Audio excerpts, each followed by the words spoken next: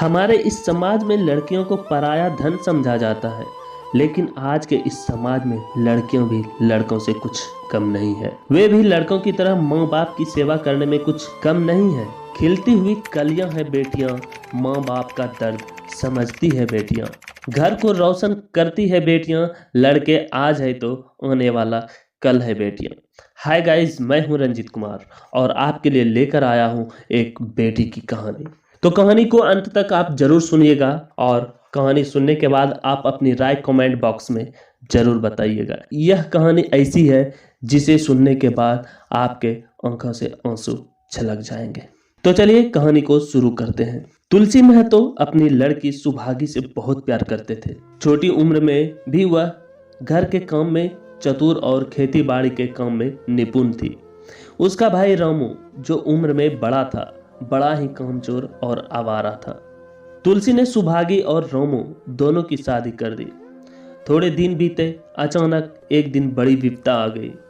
सुभागी बहुत छोटी उम्र में ही विधवा हो गई। सुभागी के दुख की तो सीमा ही न थी। बेचारी को अपना जीवन पहाड़ लगने लगा था। कुछ साल ही बीते थे, लोग तुलसी महतो पर दबाव डालने लगे कि लड़की की दूसरी शादी कर दो। आजकल कोई उसे बुरा नहीं मानता, तो क्यों सोच विचार करते हो? तुलसी ने कहा, भाई मैं तो तैयार हूँ, लेकिन जब सुभागी माने तब तो। वह किसी तरह राजी नहीं होती। हरिहर ने सुभागी को समझाकर कहा, बेटी हम तेरे ही भले के लिए कहते हैं। माँ बाप अब बूढ़े हो गए हैं, उनका क्या भरोसा। तुम इस तरह कब तक बैठी रहोगी? सुभागी ने सिर झुकाकर कहा, तुम्हारी बात समझ रही हूँ, लेकिन मेरा मन शादी करने को नहीं कहता। मुझे आराम की चिंता नहीं है, मैं सब कुछ झेलने को तैयार हूँ। जो काम आपको हो वह सिर आंखों के बल करूंगी, मगर शादी के लिए मुझसे न कहिए। उज्जर रामू बोला, तुम अगर सोचती हो कि भैया कमाएंगे और मैं बैठी मौज करूंगी तो इस भरोसे न रहना। सुभागी ने गर्व से भरे स्वर में कहा, मैंने आपका आसरा भी नहीं किया और भगवान ने चाहा तो कभी करूंगी भी नहीं। अब सुभागी उनके साथ ही रहने लगी। उसने घर का सारा काम संभाल लिया। बेचारी पहर रात से उठकर कूटने पीसने में लग जाती, चौका बर्तन करती, गोबर थापती, खेत में काम करने चली जाती। दोपहर को आकर जल्दी जल्दी खाना पकाकर सबको खिलाती। रात को कभी माँ के सिर में तेल लगाती, कभी उसकी देह दबाती। जहां तक उसका बस चलता, माँ बाप को कोई काम नहीं करने देती। हाँ, भाई को न रोकती, सोचती ये तो जवान आदमी है, ये काम ना करेंगे तो गृहस्थी कैसे चलेगी।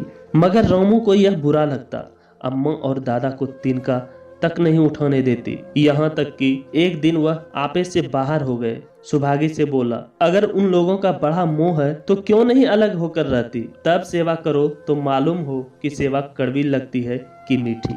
दूसरों के बल पर वाहवाही लेना आसान है, बहादुर वह है जो अपने बल पर काम करे। सुभागी ने कुछ जवाब न दिया। बात बढ़ जाने का भय था, मगर उसके माँ बाप बैठे सुन रहे थे।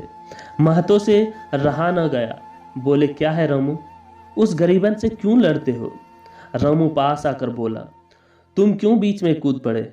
मैं तो उससे कह रहा हूँ तुलसी, जब तक मैं जिंदा हूँ तुम उसे कुछ नहीं कह सकते।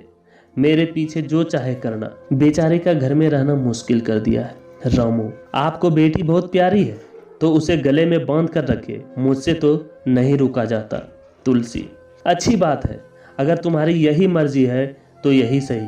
मैं कल गांव के आदमियों को बुलवाकर बंटवारा कर दूंगा। तुम चाहे अलग हो जाओ, सुभागी अलग नहीं होगी। रात को तुलसी लेटे तो उन्हें वही पुरानी बात याद आई, जब रामू के जन्मोत्सव में उन्होंने रुपए कर्ज लेकर जलसा किया था और सुभागी पैदा हुई तो घर में रुपए रहते हुए भी उन्होंने एक कौड़ी भी खर्च न की। पुत्र को रत्न समझा था, पुत्री को पूर्व जन्म के पापों का दंड। वह रत्न कितना कठोर निकला और यह दंड कितना मंगलमय। दूसरे दिन महतो ने गांव के आदमियों को इकट्ठा करके कहा, पंचो, अब रामू का और मेरा एक घर में निर्वाह नहीं होता। मैं चाहता हूं कि तुम लोग इंसाफ से जो कुछ मुझे दे दो वह लेकर अलग हो जाऊंगा। रात दिन की बहस अच्छी नहीं है। गांव के मुखिया बाबू सजन सिंह बड़े सज्जन पुरुष थे। उन्होंने रामू को बुलाकर पूछा, क्यों जी, तुम अपने बाप से क्यों अलग रहना चाहते हो? तुम्हें शर्म नहीं आती? माँ बाप को अलग किए देते हो। राम राम, रामू ने ढिठाई के साथ कहा। जब एक साथ गुजर न हो तो अलग हो जाना ही अच्छा है। यह कहता हुआ रामू वहां से चलता बना। तुलसी, देख लिया आप लोगों ने इसका मिजाज। भगवान ने बेटी को दुख दे दिया, नहीं तो मुझे खेती बाड़ी लेकर क्या करना था। जहां रहता वहीं कमाता खाता। भगवान ऐसा बेटा बैरी को भी ना दे। लड़के से लड़की भली जो कुलवंती हो। सहसा सुभागी आकर बोली, दादा यह सब बंटवारा मेरे ही कारण तो हो रहा है, मुझे क्यों नहीं अलग कर देते। तुलसी ने कहा, बेटी हम तुम्हें न छोड़ेंगे, चाहे संसार छूट जाए। गांव में जहां देखो सबके मुंह से सुभागी की तारीफ। लड़की नहीं देवी है, 2 मर्दों का काम अकेले ही करती है, उस पर माँ बाप की भी सेवा करती है। सजन सी तो कहते हैं यह इस जन्म की देवी है, मगर शायद महतो को यह सुख बहुत दिन तक भोगना न लिखा था। 7-8 दिन से महतो को बहुत तेज बुखार हुआ। लक्ष्मी पास बैठी रो रही है। अभी एक क्षण पहले महतो ने पानी मांगा था, पर जब तक वह पानी लाए तब तक उनके हाथ पांव ठंडे हो चुके थे। सुभागी उनकी यह दशा देखते ही रामू के घर गई और बोली, भैया चलो देखो आज दादा ना जाने कैसे हुए जाते हैं। 7 दिन से बुखार नहीं उतरा। रामू ने चारपाई पर लेटे लेटे कहा, तो क्या मैं डॉक्टर हकीम हूँ कि देखने चलूं? जब तक अच्छे थे तब तक तो तुम उनके गले का हार बनी हुई थी, अब जब मरने लगे तो मुझे बुलाने आई हो। सुभागी ने फिर उससे कुछ न कहा, सीधे सजन सिंह के पास चली गई। उधर सजन सिंह ने ज्यों ही महतो की हालत सुनी तुरंत सुभागी के साथ भागे चले आए। वहां पहुंचे तो महतो की दशा और भी खराब हो चुकी थी। नारी देखी तो बहुत धीमी थी, समझ गए कि जिंदगी के दिन पूरे हो गए हैं। सजल नेत्र होकर बोले, अब कैसी तबीयत है? महतो जैसे नींद से जाग कर बोले, बहुत अच्छी है भैया, अब तो चलने की बेला है। सुभागी के पिता अब तुम ही हो, उसे तुम ही को सौंप जाता हूँ। सजन सिंह ने रोते हुए कहा, भैया महतो घबराओ मत, भगवान ने चाहा तो तुम अच्छे हो जाओगे। सुभागी को तो मैंने हमेशा अपनी बेटी समझा है और जब तक जीऊंगा ऐसा ही समझता रहूंगा।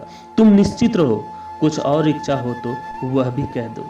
महतो ने विनीत नेत्रों से देखकर कहा, और नहीं कहूंगा भैया, भगवान तुम्हें सदा सुखी रखे।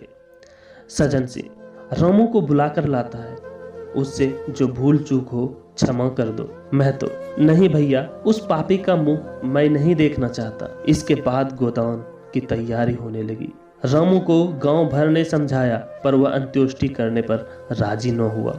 कहा, जिस पिता ने मरते समय मेरा मुंह देखना भी स्वीकार न किया हो वह मेरा पिता नहीं है, न मैं उसका बेटा हूँ। लक्ष्मी ने दाह क्रिया की, सुभागी ने सारी व्यवस्था की। इन थोड़े से दिनों में सुभागी ने न जाने कैसे कैसे रुपये जमा कर लिए थे। जब 13वीं का सामान आने लगा तो गांव वालों की आंखें खुली की खुली रह गई। 13वीं के दिन सारे गांव के लोगों का भोज हुआ, चारों तरफ वाहवाही मच गई। पिछले पहर का समय था, लोग भोजन करके चले गए थे। लक्ष्मी थक कर सो गई। केवल सुभागी बची हुई चीजें उठा उठा कर रख रही थी कि ठाकुर सजन सिंह ने आकर कहा, अब तुम भी आराम करो बेटी, सवेरे यह सब काम कर लेना। सुभागी ने कहा, अभी थकी नहीं हूँ दादा, आपने जोड़ लिया कुल कितने खर्च हुए? वह पूछकर क्या करोगी बेटी? सुभागी, कुछ नहीं, यूं ही सजन, कोई 3000 रुपये होंगे। सुभागी ने सकुचाते हुए कहा, मैं इन रुपयों की देनदार हूँ। पति के देहांत के बाद ही लक्ष्मी का दाना पानी छूट गया। सुभागी के आग्रह पर चौके में जाती, मगर निवाला गले के नीचे न उतरता। 50 वर्ष हुए, एक दिन भी ऐसा न हुआ कि पति के बिना खाए उसने खुद खाया हो। अब उस नियम को कैसे तोड़े? आखिर उसे खांसी होने लगी। दुर्बलता ने जल्द ही खाट पर डाल दिया। सुभागी अब क्या करे? ठाकुर साहब के रुपये चुकाने के लिए दिलो जान से काम करने की जरूरत थी। यहाँ माँ बीमार पड़ गई, अगर बाहर जाए तो माँ अकेली रहती है, उनके पास बैठे तो बाहर काम कौन करे? माँ की दशा देखकर सुभागी समझ गई कि इनका भी अंतिम समय आ पहुंचा। महतो को भी तो यही बुखार था। गांव में और किसे फुर्सत थी कि दौड़ धूप करता। सजन सिंह दोनों वक्त आते। लक्ष्मी की दशा बिगड़ती जा रही थी, यहाँ तक कि 15वें दिन वह भी संसार से विदा ले गई। सुभागी को उसने आशीर्वाद दिया, तुम्हारी जैसी बेटी पाकर मैं तर गई। मेरा क्रियाकर्म तुम ही करना। मेरी भगवान से यही प्रार्थना है कि अगले जन्म में भी तुम मेरी कोख से ही जन्म लेना। माता के देहांत के बाद सुभागी के जीवन का केवल एक लक्ष्य रह गया, सजन सिंह के रुपये चुकाना। 3 साल तक सुभागी ने रात को रात और दिन को दिन न समझा। उसकी कार्य शक्ति और हिम्मत देखकर लोग दांतों तले उंगली दबाते थे। दिन भर खेती बाड़ी का काम करने के बाद वह रात को आटा पीसती। 30वें दिन 300 रुपये लेकर वह सजन सिंह के पास पहुंच जाती। इसमें कभी नागा न पड़ता। अब चारों ओर से उसकी सगाई के पैगाम आने लगे। सभी उसको अपने घर की बहू बनाना चाहते थे। जिसके घर सुभागी जाएगी उसके भाग्य फिर जाएंगे। सुभागी यही जवाब देती, अभी वह दिन नहीं आया। जिस दिन सुभागी ने आखिरी किस्त चुकाई उस दिन उसकी खुशी का ठिकाना न था। आज उसके जीवन का कठोर व्रत पूरा हो गया। वह चलने लगी तो सजन सिंह ने कहा, बेटी तुमसे एक प्रार्थना है, कहो तो कहूँ, कहो ना, मगर वचन दो कि मानोगी। सुभागी ने कृतज्ञ भाव से देखकर कहा, दादा आपकी बात न मानूंगी तो किसकी बात मानूंगी। सजन, मैंने अब तक तुमसे इसलिए नहीं कुछ कहा क्योंकि तुम अपने को मेरा देनदार समझ रही थी। अब रुपए चुका दिए, मेरा तुम्हारे ऊपर कोई एहसान नहीं है, बोलो कहूँ। सुभागी, आपकी जो आज्ञा हो। सजन सिंह, देखो इनकार न करना, नहीं तो मैं तुम्हें अपना मुंह फिर न दिखाऊंगा। सुभागी, क्या आज्ञा है। सजन सिंह, मेरी इच्छा है कि तुम मेरे घर की बहू बनकर मेरे घर को पवित्र करो। मैं जात पात में विश्वास करता हूँ, मगर तुमने मेरे सारे बंधन तोड़ दिए। मेरा लड़का तुम्हारे नाम का पुजारी है, तुमने उसे देखा है, बोलो मंजूर करती हो। सुभागी, दादा इतना सम्मान पाकर मैं पागल हो जाऊंगी। सजन सिंह, तुम्हारा सम्मान भगवान कर रहे हैं बेटी, तुम साक्षात भगवती का अवतार हो। सुभागी, मैं तो आपको अपना पिता समझती हूँ, आप जो कुछ भी करेंगे मेरे भले के लिए ही करेंगे, आपका हुक्म कैसे टाल सकती हूँ। सजन सिंह ने उनके माथे पर हाथ रखकर कहा, बेटी तुम्हारा सुहाग अमर हो, तुमने मेरी बात रख ली, मुझसा भाग्यशाली संसार में और कौन होगा। तो दोस्तों, हमारी ये कहानी यहीं खत्म होती है। आप हमें कमेंट करके बताएं कि आपको ये कहानी कैसी लगी। पसंद हो तो लाइक करें और ऐसी ही कहानी सुनने के लिए हमारे channel A to Z story को सब्सक्राइब करें। धन्यवाद।